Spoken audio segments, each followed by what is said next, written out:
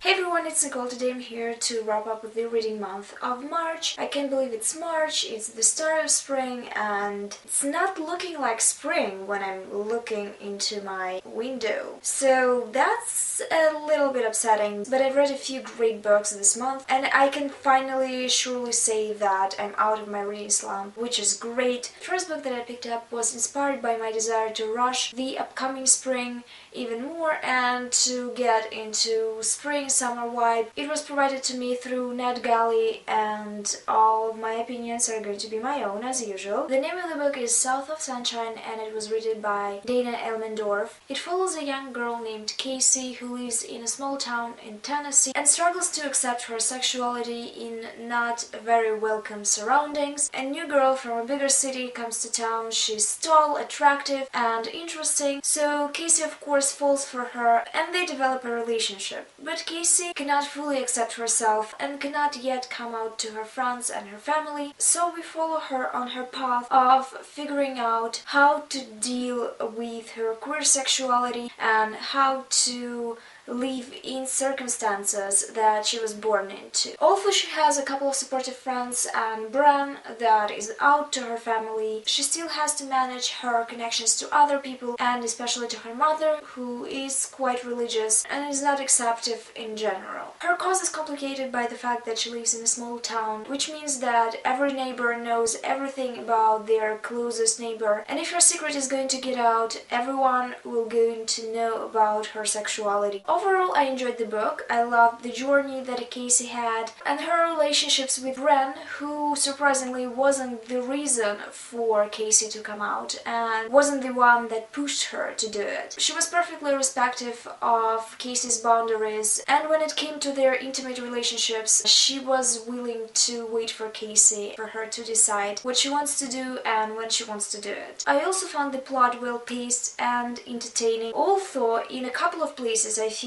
it was pushing some of the plot points too hard, treating itself too seriously. A couple of minor gripes that I had with the novel and that didn't let me give it 5 stars were not particularly offensive. I have 2 minor things to mention that didn't sit well with me. First one is that this novel feels a little bit outdated. When I read a couple of first chapters, I thought that it's set in 90s, and I was pretty sure of it, although the description never hinted when it was set. I was completely sure that it's 90s or maybe early 2000s, but not the modern age. First of all, the characters don't spend a lot of time on social media and they don't use their smartphones all that much. I highly doubt that a teenager that lives in Tennessee or wherever right now is not using internet. That felt a little bit out of place, and by place I mean time in this context. Also, the male friend of Casey, and particularly his mom, had a rental business. They were renting movies.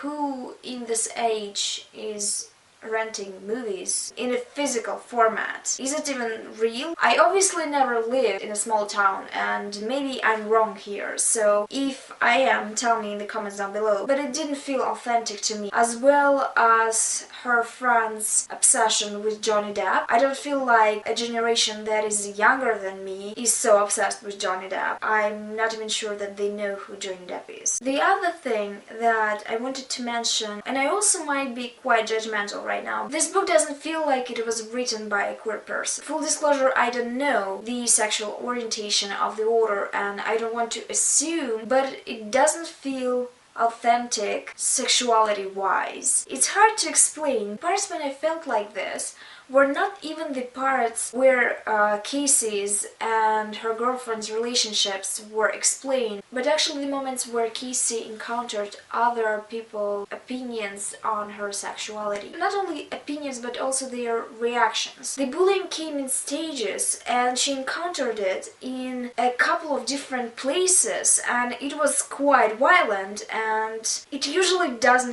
happen like this. To be completely open with you, it is violent. Sometimes it is pretty violent, but not in the length that were explored in this novel. The next book was You Set Me on Fire by Mariko Tamaki, and Mariko Tamaki writes fiction, but also she writes graphic novels. I believe she's the author, not the artist, but I might be wrong. Anyway, I didn't hear anything about this book. I just googled Mariko Tamaki one day and I realized that she also written fiction and she is an acclaimed author. I will argue it with people, but You Set Me on Fire has an incredibly comedic force hidden in it. I laughed during the whole book, although this book is not supposed to be funny. It follows a young Asian girl that is unlucky in love and always chooses unfit girlfriends. She graduates high school and starts her first year in university. There she meets her usual type, a girl that she befriends and falls for. The story is a cautionary tale, but also at the same time is a hilarious memoir-like novel. It reads like a point of view of a real person, and the adventure that the protagonist is having in university will be extremely relatable to the majority of population that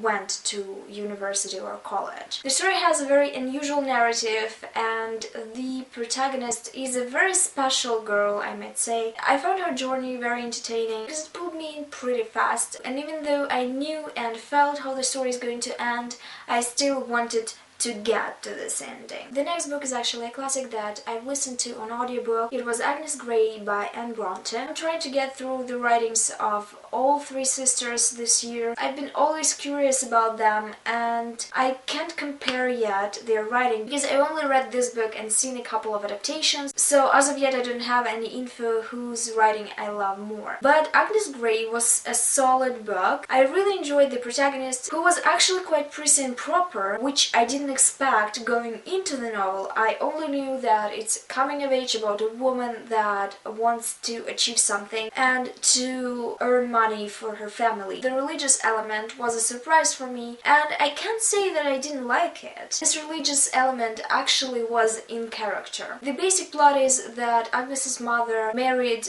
a poor man, although she was from a quite solid family, and they experience shortages in money and provision. So when Agnes turns 19, she tells them that she wants to work as a governess. Her family is not convinced that she will be of use as a governess because she's the younger daughter and she was always spoiled and coaxed, but she's determined to prove them wrong and to show them finally that she has worth and that she can work and earn her piece of bread. So we follow her coming of age and the start of her career. The work of a governess is a dull one, so sometimes the novel is a little bit daunting, but still it reads well. I really enjoyed the character of Agnes, and I feel that this novel is pretty feminist. It has a couple of different female characters that are actually trying to exercise their own agency by using the loopholes of decided appropriate female behavior. I also connected to this story because Agnes is around my age, at least at 19 she does what I do in my 20s. I felt an immediate interest in Agnes and the things that she does. The next book that I read this month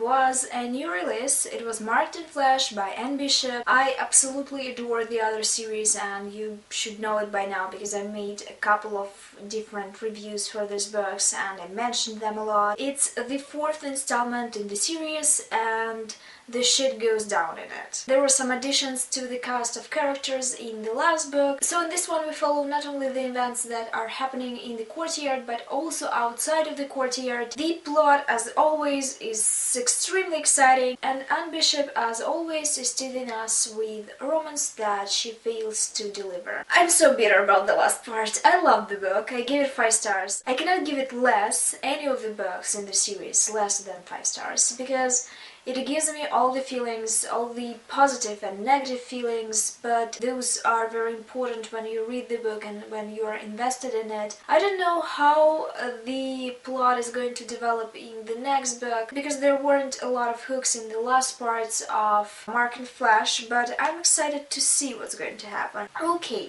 the next one is The Paris Heart by Catherine Front. Catherine Front is a lesbian adult romance writer, and I decided to read more of her books after the The Spanish Pearl, which I absolutely loved. This one though failed to deliver the same amount of excitement and the same amount of twisty plot. I loved the contemporary part more than the historical part, which I never do because I love historical fiction. A Pirate's Heart tells a story in two different times. First one is about a librarian that is looking for the treasure of the lost female pirate. A map that is told to be owned by this pirate was stolen from her library, and she needs a detective to help her to find it. That's obviously how she meets her love interest, and they both are trying to find the map and who stole it. The other part of the story is set in the past and follows this female pirate. That's the basic plot. I don't want to get further into it. I felt like the story was a little bit too neat, and I wasn't a big fan of the ending that for some reason had elements of magical realism when it wasn't hinted at all at the start and in the middle of the novel. I came for the pirate,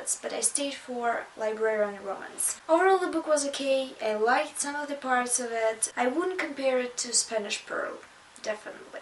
I also want to talk about two graphic novels that I read this month, which were both absolutely amazing. The first one is a part of Princeless series, which is a graphic series about princesses doing their own thing, saving themselves and being just kick-ass and awesome. I was especially interested in the Raven, the pirate princess one. It's about a young girl named Raven who is a daughter of the pirate king and is a heir to the throne. But her brother takes the throne instead of her, and she is trapped in a tower. She is saved by another princess, I believe, in the other graphic novel in the series, and now we have a separate graphic novel following her journey and the journey of her all-female pirate crew. The first volume rocked. I love the writing and I love the art. Raven is amazing, she's full of energy and she knows what she wants, which is great. And also we have the growing cast of wonderful female characters that are diverse and have different personalities. And to add this up, Raven is also in love with her ex-friend that she meets again during her journey. This graphic novel has so much sass and adventure and is basically a feminist anthem targeted to young girls, which I really appreciate. Even though I'm in my early 20s, I still can appreciate it. It's fun and exciting and I'm absolutely in love with it. The next graphic novel also has something to do with queer ladies. I feel like this month I've read mostly gay things, which is always great. And this graphic novel's name is Heathen, and it's written and drawn by Natasha Alterici. It has a unique art style and the setting is just beautiful, and if you're a Klaxotrash, you will going to appreciate it so freaking much. It's set in a Viking age and it follows a young woman that is casted out of her family and her settlement because she engaged in homosexual contact with another woman. She's determined though to build her life on her own and find her own glory. So inspired by an old tale, she goes on a quest to release a female god that was captured in the mountain. It was told that the person that will go through all the challenges, will climb the mountain and will go through the fire, will be this god's partner in marriage. This graphic novel is just perfect. I love the lore and the mythological part that is incorporated in the story, fantasy elements that sometimes pop out here and there. I highly recommend to pick it up. It's worth your money and it's worth your time. That's all the books that I read in March. I'm quite happy with the results. I've had a good reading month, I think, because most of the things that I read I enjoyed. Tell me if you read any of those books that I mentioned, or tell me what are you reading right now and if you're loving it. I hope to see you soon in my next video.